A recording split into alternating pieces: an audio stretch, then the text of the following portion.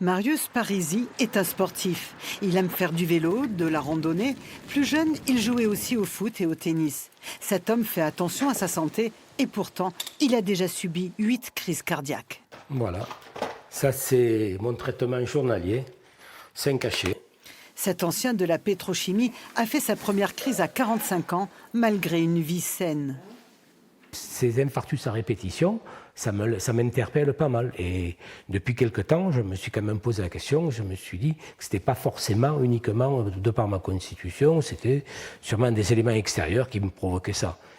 Et ça a été, à mon avis, la pollution, les particules fines, tout. J'ai peut-être un organisme qui filtre mal tout ce qu'on peut respirer et j'en subis les conséquences. Le retraité habite à Vitrolles, sur le pourtour pollué de l'étang de Berre. Les études le prouvent aujourd'hui, la pollution tue. Jusqu'à 400 000 morts en Europe en 2015 et 47 300 en France.